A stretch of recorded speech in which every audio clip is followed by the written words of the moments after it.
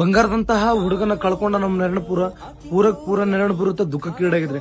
ಕಾರಣ ಅಷ್ಟೇ ರೀ, ಆ ಹುಡುಗ ನಮ್ಮನ್ ಬಿಟ್ಟು ಅಗಲಕ್ ಕಾರಣ ಒಂದಂದ್ರ ಅವನ್ ಜಾಸ್ತಿ ಸ್ಟ್ರಿಂಗ್ ಕುಡ್ದಿದ್ದಕ್ಕ ಒಂದ್ 2 ಕಿಡ್ನಿ ಫೇಲ್ ಆಗಿತ್ತಂತ್ರಿ. ಯಾಕಂದ್ರೆ ಶುಗರ್ ಕಂಟೆಂಟ್ ಜಾಸ್ತಿ ಇರತ್ರಿ ಸ್ಟ್ರಿಂಗ್ ಒಳಗ.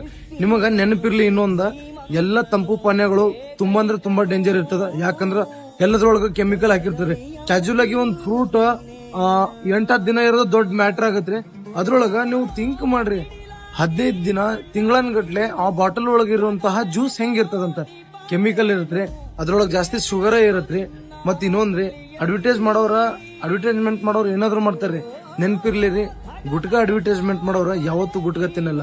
ತಂಪು ಪಾನೀಯ ಅಡ್ವರ್ಟೈಸ್ಮೆಂಟ್ ಮಾಡೋರು ಯಾವತ್ತು ಚಿಪ್ಸ್ ಅಡ್ವರ್ಟೈಸ್ಮೆಂಟ್ ಮಾಡೋರು ಯಾವತ್ತು ಚಿಪ್ಸ್ ತಿನ್ನಲ್ಲ. ಇವತ್ತ ನಮ್ ನಾರಾಯಣಪುರ ಒಳಗಾಗಿದ್ದ ಘಟನೆ ನಾಳೆ ನಿಮ್ ಊರಾಗೂ ಆಗ್ಬೋದ್ರಿ. ಸೊ ದಯವಿಟ್ಟು ನಿಮ್ಗೆಲ್ರಿಗೂ ಹೇಳೋದು ಒಂದನಾನ, ಇದನ್ನ ನೀವು ಎಚ್ಚೆತ್ಕೊಳ್ರಿ, ಆದಷ್ಟು ವಿಡಿಯೋ ಶೇರ್ ಮಾಡ್ರಿ.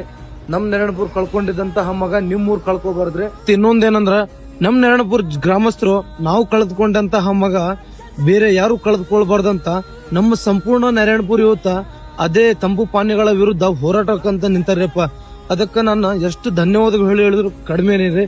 ಯಾಕಂದ್ರ ನಮ್ಮ ಊರಲ್ಲಿ ಆಗಿರುವಂತ ಘಟನೆ ಬೇರೆ ಊರುಗಳಲ್ಲಿ ಆಗಿರ್ಬೋದಂತ ಯೋಚನೆ ಮೇಲೆ ಈ ತರ ಮಾಡ್ತಿದಾರಂದ್ರ ಅವ್ರ ಹಿಂದೆ ನಾವು ಸಪೋರ್ಟ್ ಇರ್ಬೇಕ್ರಿ, ಅವ್ರ ಹಿಂದೆ ನಾವು ಬೆಂಬಲಕ್ಕೆ ಇರ್ಬೇಕಾಗಿತ್ರಿ. ನಮ್ಮ ಮನೆ ಮಕ್ಕಳು ಉಳ್ಕೋಬೇಕಂದ್ರ ನಾವ್ ಇದನ್ನ ಕೈ ತಗೊಳ್ಳೇಬೇಕಾಗತ್ರಿಪ್ಪ. ಮತ್ ಸಿಗೊಂಡ್ರೆಲ್ರಿಗೂ ಜೈ ಶ್ರೀರಾಮ್ ರೀ.